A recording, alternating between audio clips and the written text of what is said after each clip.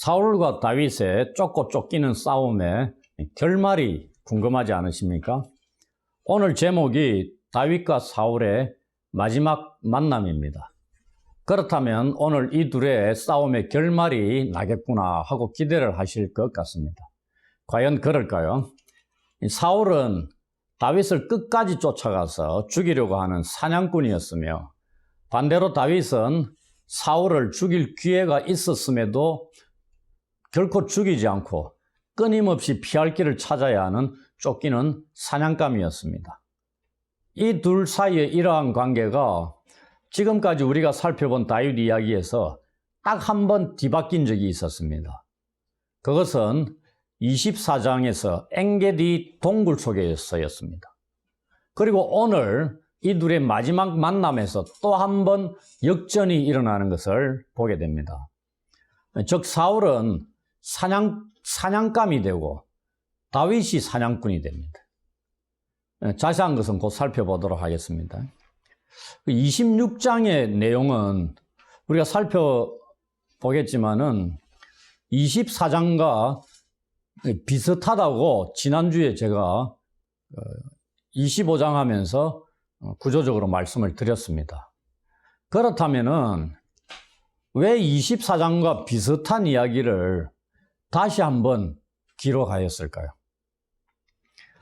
다윗 이야기를 제가 올해부터 말씀을 전하면서 참고하는 서적들이 여러 권 있는데요. 번역 서적들도 있고 원서도 있지만은 그 중에 그 김지찬 교수, 그 다음에 찰스 스윈돌, 그 다음에 유진 피터슨, 이런 분들의 책들이 번역이 되어 있습니다. 그 다음에 한글 서적이고요. 한결같이 오늘 본문 26장에 대해 설명이 아예 없거나 있다면 단 몇 줄로 그치고 있습니다. 그래서 굉장히 아쉬웠습니다. 참고할 게 하나도 없었다는 얘기죠. 이유가 무엇일까요? 단지 24장과 내용이 비슷해서 되풀이하기도 좀 그렇고 해서 빼먹었을까요? 이 마지막 사울과의 마지막 이 만남의 기록, 이것을 지금 여기에 본문에서 기록을 하고 있는데 비슷한 이야기를 두 번 기록하고 있잖아요. 그 말은 이 사건이 굉장히 중요하다는 것을 우리한테 알려주고 있습니다. 그래서 이 이야기를 쉽게 건너뛸 수 있는 게 아닙니다. 이제 이 둘의 관계를 마무리 지을 필요가 있습니다. 우리는 오늘 이 본문 말씀을 살펴보면서 이 이야기가 갖는 중요성과 의미가 무엇인가 또 살펴볼 거고, 이 둘 사이에 쫓고 쫓기는 이 관계, 싸움을 어떻게 본문에서 마무리 지어가는가, 매듭 지어가는가를 또한 살펴보게 될 겁니다. 오늘 본문에서 이 둘이 만나고 난 이후에 이 둘은 다시는 만나지 않습니다. 이 둘 사이의 마지막 만남의 내용이 무엇인지 이제부터 그 7번째 다윗 이야기를 통해서 알아보도록 하겠습니다. 1절부터 5절에 보시면은 또다시 10 사람들이 다윗이 숨은 곳을 사울에게 고자질합니다. 이들은 23장에서 다윗이 그일라 구원 사건 이후에 도망쳐 간 곳이 어디냐면은 10광야 남쪽에 있는 하길라산 숲풀 요새에 숨어 있었습니다. 그것을 사울에게 알렸던 사람들이 10 사람들입니다. 다윗이 지난번과 같은 곳에 숨은 것을 이들이 사울에게 알린 것입니다. 왜냐하면 자기 지역, 살고 있는 지역 근처에 와가 다윗이 숨어 있는 거죠. 다윗은 이스라엘 땅에서 아무리 숨으려고 해도 사울의 추격권을 벗어날 수가 없었습니다. 이 소식을 접한 사울은 엔게디 광야에 있던 다윗을 쫓을 때처럼 이스라엘에서 택한 사람, 정예병 3,000명을 데리고 10광야로 내려갑니다.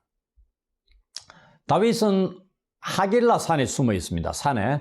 사울은 그 산 길가에 진을 치고 있다고 3절에 기록하고 있죠. 이제 다윗은 어떻게 보면은 산에서 내려와서 도망갈 길이 막혀 있다고 볼 수도 있습니다. 그런데 우리가 24장과는 달리 이 26장에서는 다윗이 먼저 적극적으로 사울을 찾아가고 있는 것, 사울이 어디에 있는가를 정탐꾼을 보낸다든지 본인이 가든지 직접 찾고 있는 것을 보게 됩니다. 먼저 다윗은 정탐꾼을 보내가 4절에 사울이 길가에 진친 것을 확인을 합니다. 그리고 자신이 직접 사울이 진친 곳을 확인하러 진영을 살펴봅니다. 이것은 엔게디 동굴에 다윗이 숨어 있을 때 사울이 굴에 들어와서 그의 목숨을 살려줄 때하고는 분위기가 완전히 다르고 있습니다. 그때는 다윗이 수동적으로 움직였죠. 지금은 다윗이 사울의 진친 진영을 직접 살펴보기 위해서 찾아 나선 것에서 알 수 있듯이 이전 모습보다는 아주 적극적인 모습을 보여주고 있는 것을 알 수 있습니다. 6절부터 12절에 이제 보시면은 다윗이 밤에 스루야의 아들 요압의 동생 아비새와 함께 단둘이 사울의 진영으로 갑니다. 여기서 이 아비새가 어떠한 인물인가에 대해서 제가 추가적인 정보를 알려드리도록 하겠습니다. 그 이후에 사무엘 상하, 지금 상 마지막 부분이잖아요. 사무엘 하 부분이나 역대상이나 이런 데 보면은 이제 다윗이 실질적으로 왕이 되어가지고 자기 수하의 군사들, 이런 부분들이 어떻게 그들이 활동을 하고, 그 다음에 군사들의 리스트, 이런 부분들도 뒤에 쭉 기록되어 있는 것들을 보게 됩니다. 그것을 제가 종합해가지고 이 아비새가 어떠한 인물인가를 말씀드리는 이유는 여기 지금 아비새 말고도 헷사람 아히멜렉도 있었어요. 근데 누가 나와 함께 진영에 가겠느냐 하니까 대뜸 아비새가 얘기를 하는 겁니다. 내가 가겠습니다 하고. 아히멜렉이 아무 얘기도 안 하고 있죠. 말하기 전에 먼저 선수 쳤을 수도 있고요. 이런 아비새가 어떤 인물이었는가를 말씀을 드리고자 하는 겁니다. 역대상 11장 15절부터 21절에 보시면 다윗의 군사들의 리스트 중에 30인의 엘리트 멤버가 나옵니다. 그 중에 이 다윗이 블레셋 사람들의 진영에 있던 베들레헴 성문 곁에 우물이 있었는데 그 우물물을 마시고 싶다 이래 얘기하니까 이 30인 멤버 중에 3사람이 블레셋 사람들 군대를 돌파해가지고 목숨 걸고 가서 물을 기러 옵니다. 그럼 마시지 뭐 이런 생명을 걸고 갔다 왔다 해가지고 물을 마시지 않죠. 이 3사람 중에 우두머리가 아비새입니다. 그리고 이 아비새는 언제든지 결정적인 한 방을 적에게 가할 준비를 갖추고 있었던 자입니다. 이 사무엘하 21장 16절 17절에 보시면 전쟁을 치르는데 다윗 왕을 죽이려고 한 블레셋 거인이 공격을 할 때 있었습니다. 그 거인의 이름이 이스비 브노업입니다. 이 거인을 아비새가 한 방에 쳐 죽입니다. 다윗의 목숨을 구해줬다 이 말입니다. 이런 자가 아비새였습니다. 그러면서 역대상 2장 15절 16절에 보시면은 다윗의 아버지가 누구죠? 이새입니다. 이새의 자녀들이 몇 명 있는지 아십니까? 아들이 8명이었다 그랬죠. 다윗은 몇 번째? 막내. 그걸로 끝이냐? 아닙니다. 딸이 2명이 있었습니다. 10남매였다는 얘기입니다. 딸의 이름이 한 명이 오늘 본문에 나오는 스루야, 또 한 명이 아비가일이었습니다. 그러니 이 아비새를 누구로 설명하고 있냐면은 스루야의 아들 요압의 아우로 설명하고 있잖아요. 그럼 스루야와 다윗은 어떤 관계입니까? 남매 관계입니다. 팔남 이녀니까 아버지가 똑같잖아요. 그래서 아비새는 결국 누구죠? 다윗의 조카입니다. 조카가 그 왕의 뭐 지금은 같이 따라다니지만은 나중에는 이 왕이 된 다윗에게 군사적으로도 중요한 결정적인 일들 역할도 한 인물입니다. 근데 이제 이 아비새가 어떤 인물인지 알겠죠? 이런 인물이니까 내가 가겠습니다. 이러하는 겁니다. 그런데 다윗은 왜 이런 위험한 일을 할까요? 단둘이 그것도 3,000명이 진을 치고 있는 사울의 진영에 밤에 그냥 간다 이 말입니다. 본문의 이유가 설명되어 있지 않습니다. 우리는 알 수가 없죠. 근데 12절에 나타난 여호와께서 모든 사울의 신하들을 깊은 잠에 빠뜨릴 것을 알았을까요? 그건 모르죠. 아무튼 이 사울과 아브넬 그리고 백성들이 누워 자고 있는 진영에 들어선 아비새가 다윗에게 말을 합니다. 하나님이 오늘 당신의 원수를 당신의 손에 넘기셨습니다. 그러므로 청하오니 내가 창으로 그를 찔러서 단번에 땅에 꽂게 하소서. 내가 그를 2번 찌를 것도 없으리이다. 한 방에 죽일 수 있다 이 말입니다. 그러면서 다윗 보고 허락을 요청합니다. 마음대로 죽일 수 없잖아요. 허락만 하면 한 방에 사울을 죽일 수 있다고 자신만만해하고 있는 아비새의 모습을 봅니다. 어떻게 보면 이 아비새는 그 마초 같은 인물입니다. 그런 이미지로 보시면 됩니다. 남자들 세계 속에서 좀 드러내고 싶어하는 이런 것들도 있을 수 있습니다. 둘도 없는 기회를 하나님께서 다윗에게 허락하신 것이라고 지금 아비새가 말을 합니다.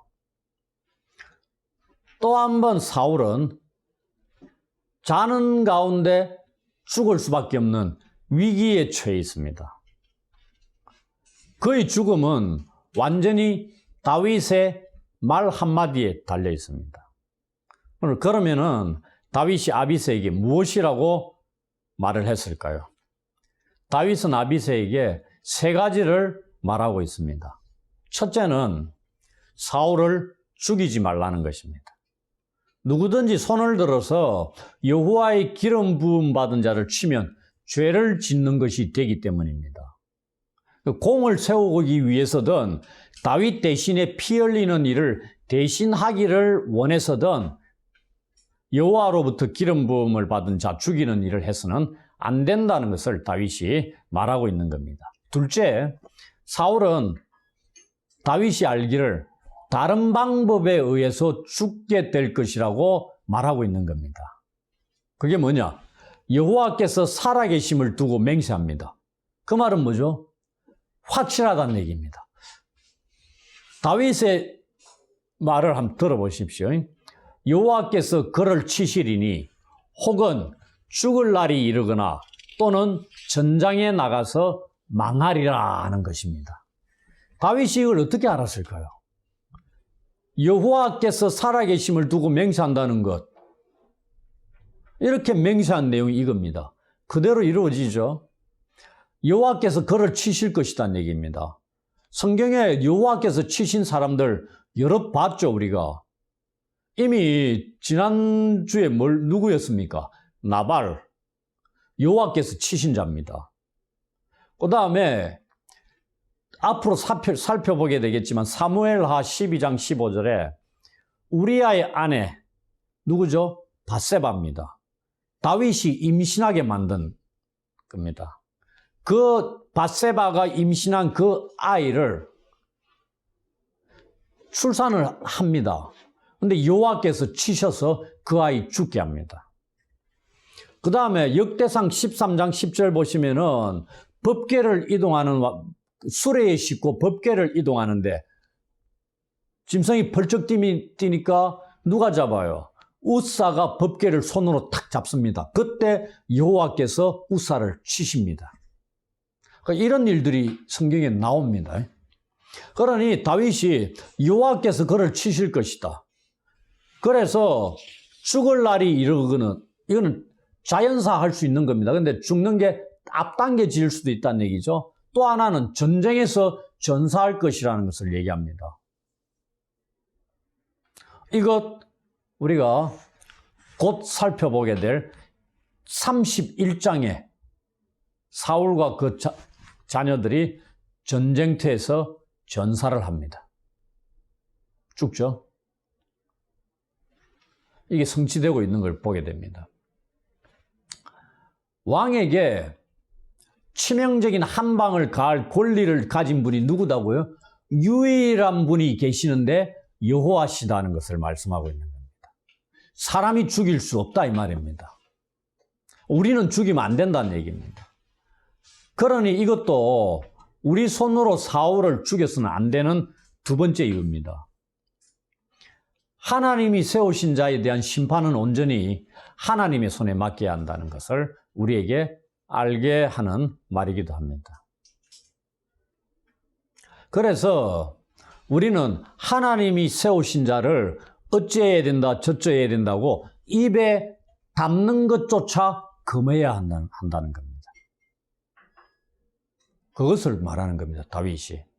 세 번째, 자신이 여호와의 기름 부음 받은 자를 치는 것을 여호와께서 금하고 계시기 때문에 죽여서는 안 된다는 겁니다. 여호와께서 금하시는 것인데 내가 어찌할 수 있겠느냐? 나는 결코 그러한 일은 하지 않으리라. 결의를 보여주고 있는 거죠.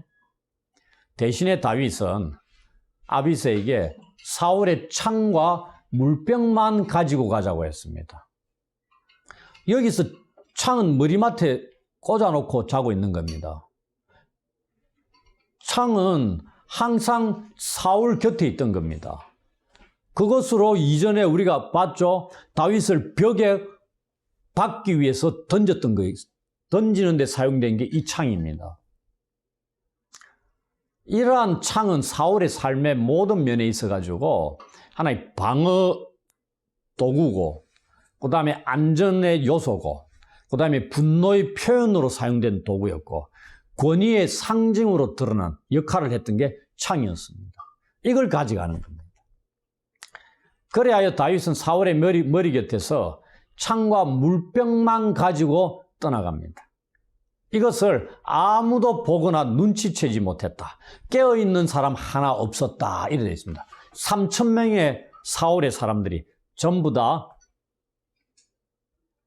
눈치 하나 못 채고 있다는 얘기입니다. 다 잠들었다는 얘기입니다. 어떻게 이런 일이 가능했을까요?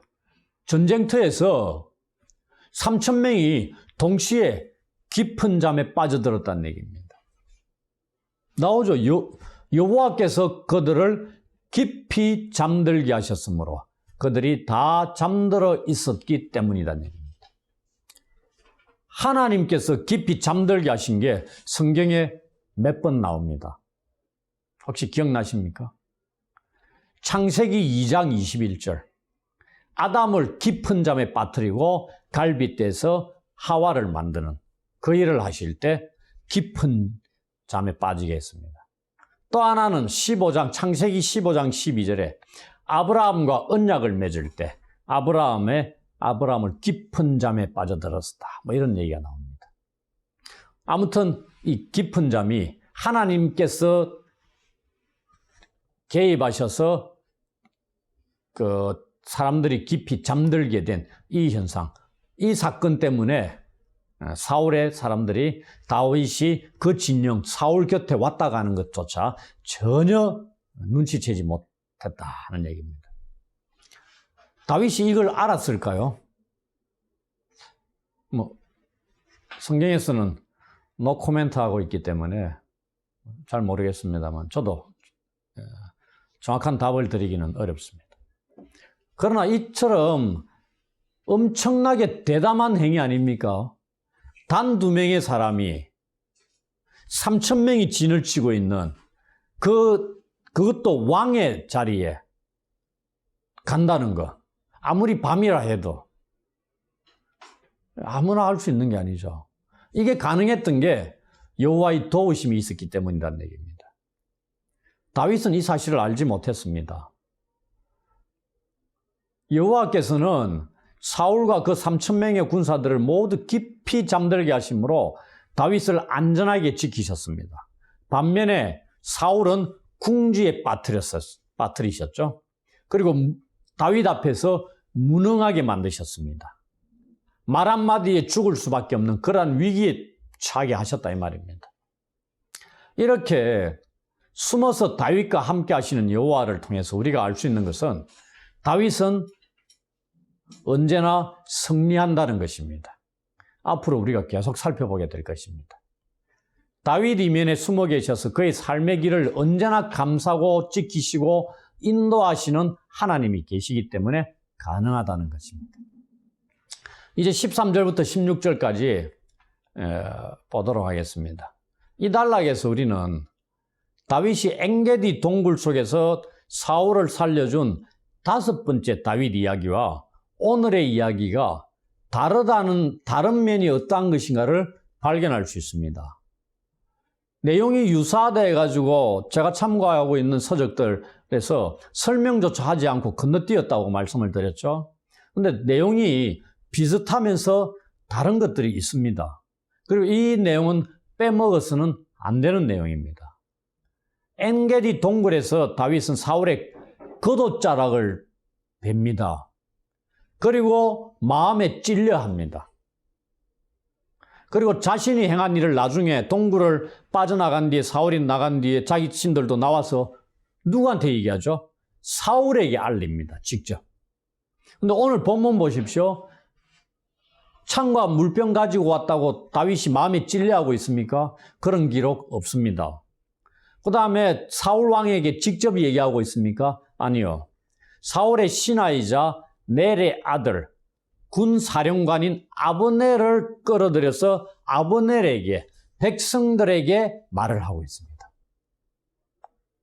사울 왕도 듣겠지만은 말의 대상이 달라졌다 이 말입니다. 왜 다윗은 자신이 사울의 진영에 들어가서 사울을 죽일 기회가 있음에도 죽이지 않고 대신 창과 물병만을 가지고 돌아왔는가를 사울에게 알리지 않고 백성과 그의 신하 아브넬에게 말했을까요? 사실 엥게디 동굴에서는 사울 혼자 당한 일입니다. 그렇죠? 동굴에 용병 보러 들어왔으니까 혼자 들어오지 누가 사람들 데리고 오겠습니까? 그러나 지금은 어떻죠? 밤에 3,000명의 군사들과 더불어 진을 치고 그리고 자기 주변에도 자기 막사든지 이런 뒤에 주변에도 아브넬을 군사령관 아브넬을 비롯해가지고 신하들이 같이 있었을 겁니다. 그러한 상황이죠. 그러니까 엥게디 동굴과 상황이 다르다는 얘기입니다. 그러니 사울을 위기에서 지키는 것은 엥게디 동굴에서는 자기 혼자 어떻게 방어를 해야 되는 건데 지금은 아니죠.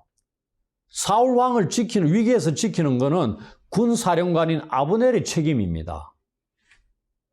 그런데 그 진영에 사울이 통치하는 이스라엘 백성 가운데 한 사람인 다윗이 아브넬의 주가 되는 왕, 내 주 왕을 죽이려고 이렇게 표현하고 있습니다. 그 왕을 죽이려고 들어갔는데 전혀 알지 못하고 왕을 위기에 빠뜨릴 정도로 잠을 잤잖아요. 그래서 그것은 신하로서 책임을 소홀히 한 것이다. 심하게 말하면 죽음을 면치 못할 잘못을 저지른 것이다. 그 다윗이 고발하고 있는 겁니다. 그리고 이 말을 조금 더 확대해가지고 말씀드리자면 미래의 이스라엘의 왕으로서 다윗이 이 아브넬에게 사형을 선언하고 있는 것과 같다고 말씀드릴 수 있습니다. 결국 아브넬은 나중에 암살당합니다. 이러한 상황에서도 다윗은 사울을 죽이지 않고 그냥 그곳을 빠져나왔다는 것을 아브넬과 사울의 백성들에게 알려주고 있습니다. 그러면서 자기 자신은 무죄하다는 것을 강력하게 입증하고 있고 이것을 사울에게 간접적으로 보여주고자 하는 의도가 담겨 있는 것으로 볼 수 있다. 이 말씀입니다. 이것은 다음 단락에서의 사울의 말을 통해서도 확인할 수 있습니다. 그러면서 다윗이 사울의 진영을 들어갔다 왔다는 증거로 왕의 창과 물병이 있는가를 그들에게 확인해 보라고 말을 하죠. 이 왕의 창과 물병이 사라졌다는 게 무엇에 대한 증거죠? 다윗이 그곳을 왔다 갔다 하는 증거는 명확합니다. 그러면서 왔다 갔다 그러면은 왕 앞에 서 있었다는 얘기거든요. 창도 가져갔다는 거죠. 다윗이 충분히 왕을 죽일 기회가 있었다는 것을 증거하고 있는 겁니다. 그럼에도 왕을 죽이지 않았다는 증거가 되는 거죠.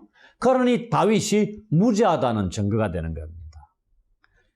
그 다음 두 번째가 뭐냐면은 아브넬을 비롯한 백성들이 왕을 지키는데 실패했다는 증거이기도 합니다. 그러니 아브넬과 신하들이 죽음을 면치 못할 잘못을 저질렀다는 얘기입니다. 이 증거가 창과 물병이 사라진 것에 나타내는 겁니다.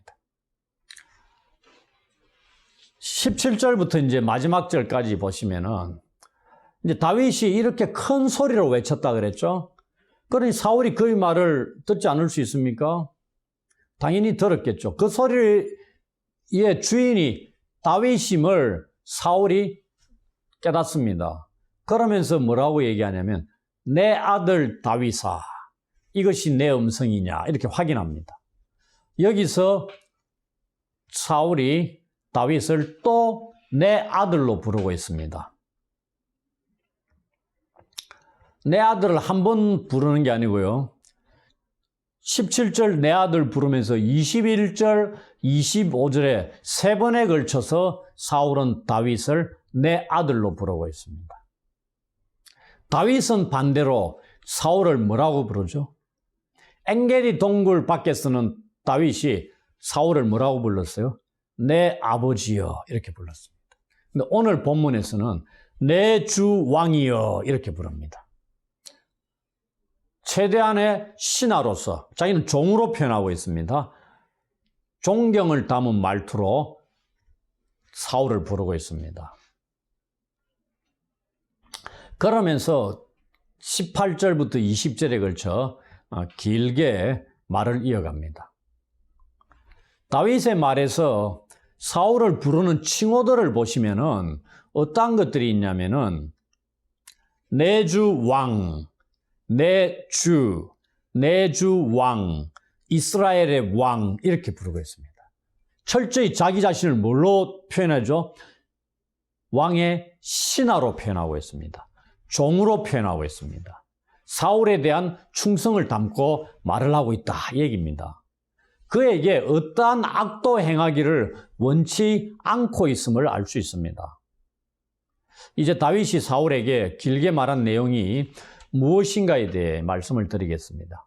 먼저 다윗은 엔게디 동굴 사건에서처럼 자신은 왕에게 아무런 악을 행한 것이 없다고 밝히면서 자신의 무죄함을 알리고 있습니다. 18절 보시면. 자신이 잘못한 증거가 있다면 왕이 제시하셔도 좋다는 의도로 말을 하고 있죠. 그만큼 떳떳하다는 것을 알리고 있습니다. 그리고 나서 다윗은 자신을 종으로 부르고 사울을 내 주 왕으로 부르면서 사울에게 자기 자신을 추적하는 근거가 어디에 있는가를 묻고 있습니다. 무슨 근거로 나를 추적하고 있느냐? 그 두 가지 얘기하고 있죠. 만일 그것이 왕을 충동시킨 자가 여호와시라면은 하나님께서는 제물로 내 다윗의 생명을 가져가시기를 원한다 이래 얘기합니다. 하나님이 원하시는데 다윗이 도망칠 수 있겠습니까? 당연히 못하죠. 그러니 하나님께서 내 생명을 취해가시라 제물로 이렇게 원한다는 얘기입니다. 그러나 우리는 다윗이 자기를 추적하는 사울을 충동시켜가 추적해 하신 분이 여호와 하나님이라고 생각합니까? 안 하죠. 여러분도 생각합니까? 안 하죠. 이건 아닙니다. 그 다음에 만일 사람들이 충동질해가지고 자기 자신을 해하려고 하고 있다면은 그 사람들은 여호와 앞에서 저주를 받을 것이라고 얘기합니다. 왜요? 자신은 여호와 앞에서 아무런 악을 사울에게 행하지 않았다는 것을 밝히고 있기 때문입니다. 여호와께서 죄가 없는 무죄한 자를 함부로 죽이겠습니까? 아니죠. 대신에 무죄한 자를 고자질하고 죽이라고 충동질한 자가 악하다는 얘기죠. 그럼 하나님으로부터 그가 저주를 받습니다. 우리가 다니엘 사건을 통해서 보잖아요. 사자굴에 집어던지게 모함애가 집어던진 자, 그 사자 악을 행했다면 사자의 밥이 되었겠죠. 그런데 날이 새도록 멀쩡합니다. 그 말은 하나님께서 다니엘의 무죄를 알고 계시기 때문에 사자들의 입을 막으신 겁니다. 대신에 다니엘을 고자질한 자를 대신 악하다고 사자굴에 던지죠. 땅에 떨어지기 전에 사자들이 뼈를 다 분질러 버렸다. 이래 되어 있습니다. 그런 겁니다. 하나님이 무죄한 자를 벌하시고 죽이시는 분이 아니다는 얘기입니다. 그 사람들이 충동질해가 사울 왕을 충동질해서 자기 자신을 이렇게 죽이려고 하고 있는 거는 그 사람들이 하나님 앞에 저주받을 것이다 이 말이죠. 그들이 저주받을 또 다른 이유가 있습니다. 말이 조금 어려울 수 있는데요. 그들이 충동질해가 사울이 다윗을 쫓는 바람에 다윗이 사울 왕을 피해서 어디로 간가요? 도망을 다니다가 이방 땅으로도 쫓겨납니다. 블레셋 땅으로 갔었다 그랬죠? 다음 주에 27장을 살펴볼 때 또 블레셋 땅으로 갑니다. 약속의 땅이 어디죠? 하나님의 약속의 땅이 이스라엘 땅입니다. 그리고 그 땅을 누구한테 주셨어요? 이스라엘 백성들에게 주셨습니다. 다윗은 누구입니까? 약속의 백성입니다. 그런데 사람들이 사울을 충동질해가지고 그 약속의 백성, 약속의 땅을 물려받고 상속받을 그 백성이 이방 땅으로 쫓겨나고 있는 겁니다. 이방 땅으로 간다는 얘기가 뭐라고 됐죠? 이방 신들을 섬기는 상황으로 내몰리게 된다. 이렇게 만들어 놓습니다. 그 다른 신들을 섬겨라. 너는 가서 이방 땅에 가서 다른 신 우상을 섬겨라고 하는 것과 똑같다는 얘기입니다. 이스라엘 백성을 보고 하나님을 섬겨야 될 백성을 보고 이방 땅에 가서 우상을 섬기라고 내쫓는 것과 같다. 이러한 악한 짓을 행하고 있다는 얘기입니다. 다윗을 추적하는 게. 그러니 사람들이 충동질했다면 이 사람들 어떻게 되겠어요? 하나님의 저주를 받을 것이다. 다윗이 그 얘기를 하고 있는 겁니다. 다윗은 다음 주도 그렇고 지난번에도 그렇고 블레셋 땅으로 가고 싶었겠어요? 스스로? 아니죠. 피치 못해서 사울왕이 자기를 죽이기 위해서 쫓아오기 때문에 그걸 피해서 살기 위해 블레셋 땅으로 간 겁니다. 그럼 자기의 잘못이 아니다는 얘기입니다. 이방 우상을 섬기는 민족에게 가서 사는 것이 자신의 잘못이 아니다는 것을 변호하고 있는 겁니다. 다음 주에 27장에도 블레셋 땅에 가서 삽니다. 그래서 사울이 죽기까지 그곳에서 머무는 겁니다. 그 행위가 하나님 앞에서 악한 일이 아니다는 걸 미리 변호하고 있는 것일 수도 있습니다. 하나님의 충성스러운 백성을 쫓아내가지고 하나님 외에 다른 우상을 섬기게 한 이 사람들의 충동에 의해서 사울이 다윗을 추적했다면 결국 누가 잘못된 거예요? 사울의 책임이다. 그런 것을 우회적으로 호소하고 있는 겁니다. 다윗이 말을 기가 막히게 하고 있는 겁니다. 그리고 마지막으로 다윗은 사울에게 쫓겨나서 여호와 앞에서 먼 곳에서 죽지 않게 해달라고 호소하고 있습니다. 이방 땅에 가서 죽지 않게 해달라고. 이스라엘 백성들이 이방 땅에서 죽는 것을 그토록 불명예스러운 것이고 결코 원치 않는 겁니다. 그래서 이방의 멸망당에 포로로 끌려가는 것이 치욕스러운 것이죠. 지금 이스라엘 백성들이 알리야 운동해가지고 흩어진 디아스포라 유대인들이 이스라엘 땅으로 돌아오고 싶어 하는 게 다 그겁니다. 이방 땅에서 죽고 싶지 않다는 얘기입니다. 우리 민족은 뭐 다르겠어요? 대한민국 국민들이 이방 땅에서 러시아나 뭐 다른 나라에서 죽는 걸 기뻐하는 자들이 있습니까? 고국에 묻히기를 원하잖아요, 다. 그런 겁니다. 다윗도 마찬가지입니다. 도망자 신세 돼가지고 여호와 앞에서 저 멀리 떨어진 이방 땅에서 죽고 싶지 않다 이 말입니다. 그렇게 해달라고 호소하고 있는 겁니다. 이 한마디 속에 지금까지 다윗이 사울을 피해 도망다니는 것이 얼마나 힘들었는가 하는 것이 묻어나오고 있습니다. 심지어 그는 이방인인 블레셋 땅까지 도망간 적이 있었죠. 21장에. 다음 장에서도 살펴보겠지만 또다시 다윗은 블레셋 사람들의 땅으로 피하여 도망갑니다. 이 도망자 생활은 사울이 죽기까지 계속될 겁니다. 그 정도로 자기 자신을 여기서 뭐라고 표현하죠?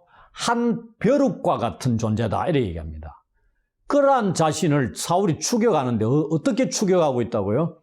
마치 메추라기가 지칠 때까지 계속적으로 추적하는 사냥꾼처럼 끈질기게 추격하고 있다고 표현하고 있습니다.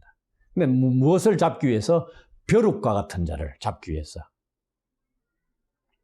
메추라기를 문자적으로 뭐라고 얘기하는 자입니까? 산 위에서 소리치는 자, 뭐 이런 얘기합니다. 오늘 본문 13절 보십시오. 다윗이 어디에서 소리치는가? 산 꼭대기에서. 14절에 외치는 다윗 자신을 의미하는 것일 수도 있습니다. 메추라기를 옮겨온 게 기가 막히죠. 네. 이 메추라기의 히브리의 문자적인 의미가 그렇다 이 말입니다. 자기 자신을 빗대어 지금 하소연하고 있는 겁니다. 이 성경의 인물들이 말 한마디 한마디 하는 것들이 문학적으로도 기가 막힌 표현들입니다.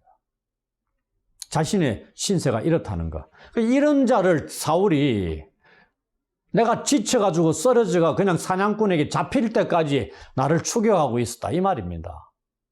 얼마나 집요하고 끈질기게 추격했는가를 알 수 있죠. 벼룩과 같은. 그러면서 왕에게는 충성된 신하를 사람들의 충동에 의해서 아니면 자기 자신의 잘못에 의해서 그랬다는 얘기입니다.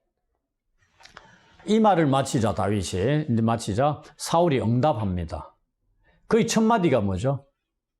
내가 범죄했다 하는 얘기입니다. 사울의 마지막 말이 뭐죠? 대화 속에서 26장 21절에 보면은 첫 마디가 내가 범죄했다. 마지막 마디가 대단히 잘못했다. 그래서 우리가 엔게디 사건하고 이 사건이 유사하지만 내용이 많이 다릅니다.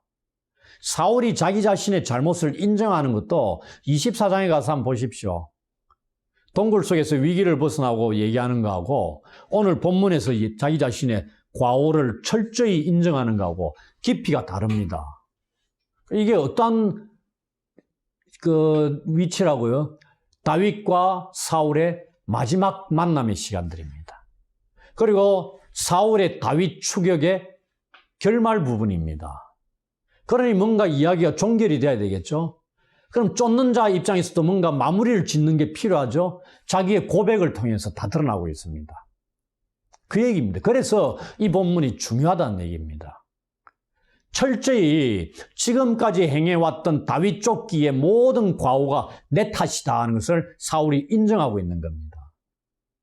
솔직하게 고백하고 있다는 얘기입니다.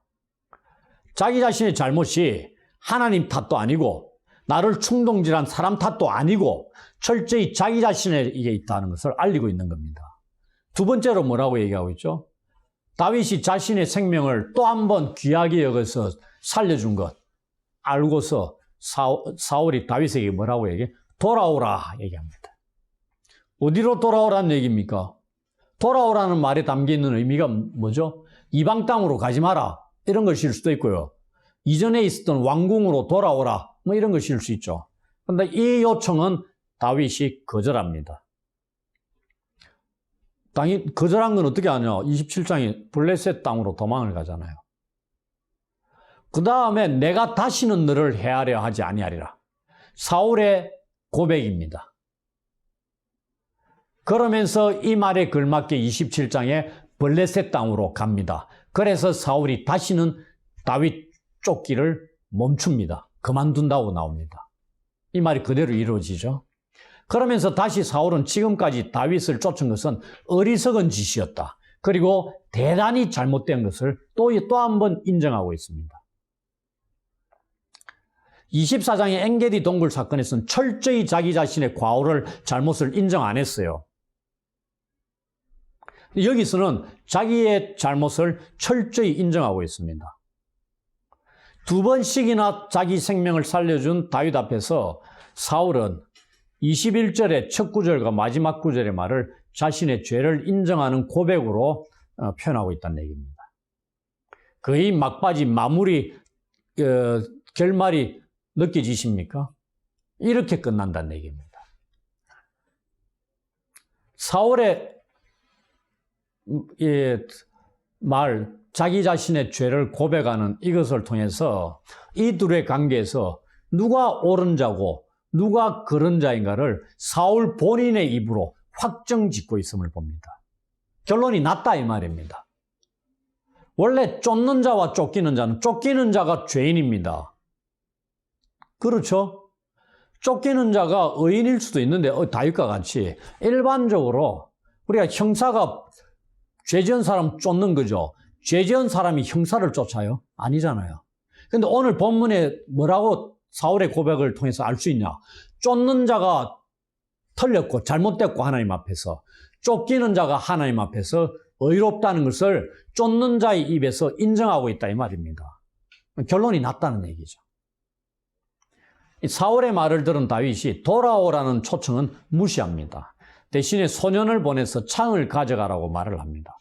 근데 뭘 가져왔다 그랬죠? 창과 물병을 가져왔는데 가져가라고 할 때는 뭘만 가져가라 그래요? 창만 가져가라고 얘기합니다. 22절에. 그럼 물병은 어쩌고? 설명이 안 나와 있습니다. 그 물병은 우리 물병 들고 다니는 것처럼 들고 다니다가 잃어버려도 되고 휴대용이다 이래 생각하기 때문에 여기서 없어져도 괜찮지 않느냐 이래 생각할 수도 있습니다. 소모품이다는 얘기죠. 아무튼 창만 가져가라고 얘기합니다. 그리고 난 뒤에 말을 이어가는데 사울 왕에게 얘기하지만 23절, 24절 같은 경우는 실질적으로 여호와께 아뢰는 말씀으로 받아들일 수 있습니다.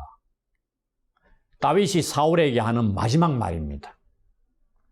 더 이상 이 둘이 만나지 않는다고 말씀드렸죠. 다윗의 말이 뭐냐면요. 자신이 사울 왕의 생명을 중히 여겼죠.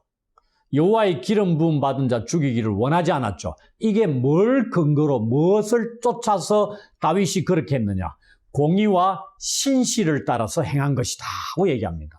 이게 뭐죠? 하나님 앞에서 하나님의 말씀을 따라 순종한 행위라는 것을 밝히고 있는 겁니다. 여호와께서는 이렇게 행하는 자에게 보상을 하신다고 합니다. 다윗은 자신이 사울에게 행한 것처럼 여호와께서 자신을 중히 보셔서 다윗이 사울을 중히 여겨 죽이지 않은 것처럼 여호와께서 다윗 자신을 중히 여기셔서 모든 환난에서 나를 구하여 내시기를 바라고 있다 얘기입니다. 이걸 사울 왕에게 얘기하지만 누구한테 아뢰는 것이다? 여호와께 아뢰는 것으로 봐야 된다 이 말입니다.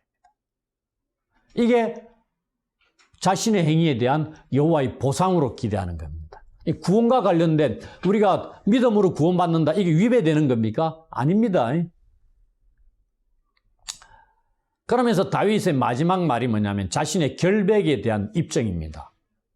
또한 여호와로부터 다윗의 신실함과 무죄함에 대한 응답으로서 정당한 보상으로 무엇까지 왕의 자리까지 받게 되리라는 것을 기대하는 것까지 포함하고 있는 말씀일 수 있다는 겁니다. 이미 기름 부음 받아가 하나님 앞에서는 이스라엘의 차기 왕입니다. 근데 실질적으로 왕으로 세워지는 그것은 사울 왕으로부터 인정받아야 되잖아요. 요나단은 인정했지만 사울은 인정하지 않고 계속 쫓아다니고 죽이려고 했지 않습니까? 근데 오늘 본문에 결말이 납니다. 여기서 다윗은 사울에게 아무것도 구하지 않습니다. 오직 여호와께 모든 것을 구하고 있습니다. 사무엘 하에서 펼쳐지는 이후의 다윗의 삶을 보시면 이 기대에, 이 요청에 여호와께서 응답해 주고 계심을 알 수 있을 것입니다. 앞으로 저희들이 살펴보게 될 겁니다. 이제 우리는 사울의 마지막 말을 들을 때가 되었습니다. 그의 마지막 말은 한마디로 미래를 다윗에게 양도하는 것입니다. 이전에 사울의 아들 요나단이 자신의 왕위 계승권을 다윗에게 양도한 적이 있었습니다. 이제 사울이 자신의 왕위뿐만 아니라 미래까지도 다윗에게 양도하고 있습니다. 이러한 모든 것을 양도하는 것에서 우리는 오랜 기간의 사울과 다윗 사이에 쫓고 쫓기는 싸움의 결말을 보게 됩니다. 사울은 먼저 다윗에게 여호와로부터 복을 기원하고 있습니다. 사울의 입을 통한 여호와 하나님의 말씀이라고 할 수 있겠죠? 그 복의 내용이 무엇입니까? 내가 큰 일을 행하겠고 반드시 승리를 얻으리라 하는 것입니다. 사울 왕의 마지막 말입니다.